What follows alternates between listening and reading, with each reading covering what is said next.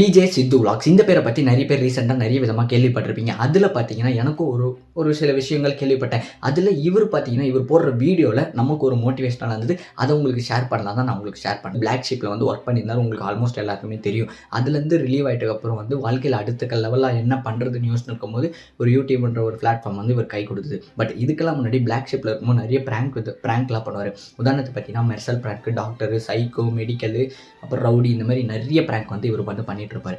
அதில் ஹைலைட்டான ஒரு ப்ராங்க் பார்த்தீங்கன்னா கோவை ப்ராங்க்கில் பார்ட் 2 வந்து ஜோசப் அப்படின்றவர் கேள்விப்பட்டிருப்பீங்க. என்னென்னு பார்த்தீங்கன்னா அதில் வந்து இந்த மாதிரி ரோட்டில் போகிற ரேண்டமாக சூஸ் பண்ணி அவர்கிட்ட சைன் வாங்கி நீங்கள் எனக்கு கடன் தரணும், இந்த மாதிரி தான் அந்த ப்ராங்க் வந்தோட கான்செப்ட் வந்து போயிட்டுருக்கு. அதில் ஜோசப்ன்ற ஒருத்தர் வராரு.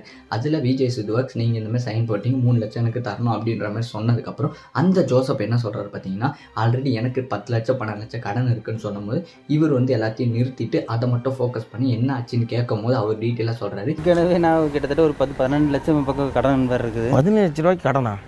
2 பேர் என்ன பேர் கையெழுத்து வாங்கி லோன் வாங்கி கட்டாமல் போயிட்டானுங்க, நான் கட்டிகிட்டு இருக்கிறேன் சொல்கிறாரு. இந்த மாதிரி ஃப்ரெண்ட்ஸை நம்பி நான் சைன் போட்டு ஒரு விஷயத்த பண்ணேன். பட் ஆனால் வந்து என்னை நம்பி வந்து ஜாமீன் கையெழுத்து போட்டு அவங்க கட்டாமல் போனால் இப்போ வந்து அது நான் கட்டுற மாதிரி இருக்குன்னு. ஆக்சுவலாக நீங்கள் ஹோம் லோன் அப்படின்னு ஒரு 10 லட்சம் ஹோம் லோன் போட்டாலே அது டென்யூர் பார்த்தீங்கன்னா உங்களோட பாதி ஆயுசை எடுத்துப்பாங்க.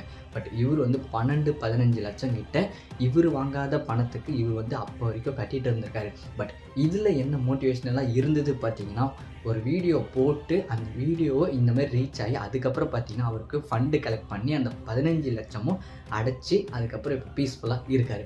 பட் ஒரு சாதாரண விஷயம் தான், நம்மளால் முடிஞ்ச சாதாரண ஒரு வீடியோ போட்டதில் எவ்வளோ பேர் ரீச் பண்ணி அதை வந்து ஒரு மனுஷனோட பர்சனல் லைஃபே சேஞ்ச் பண்ணி. இந்த வீடியோவில் அந்த ஜோசப் ப்ரோ பார்த்தீங்கன்னா ரொம்ப இன்னசென்ட்டாக இருக்கார். பட் ஜோசப் ப்ரோட ஃப்ரெண்டுக்கு ஒரு விஷயம் சொல்லணும்னு தோணுது. என்னென்னு பார்த்தீங்கன்னா, உங்களை நம்பி ஒருத்தர் சைன் போட்டிருக்காரு. பட் ஃப்ரெண்டுன்ட்டு இப்படி பண்ணலான்னு ரொம்ப தப்பு. அவரும் உங்களுக்காக வந்து அவரோட கடனை உங்களோட கடனை வந்து அவர் வந்து கட்டிகிட்டு இருக்காரு.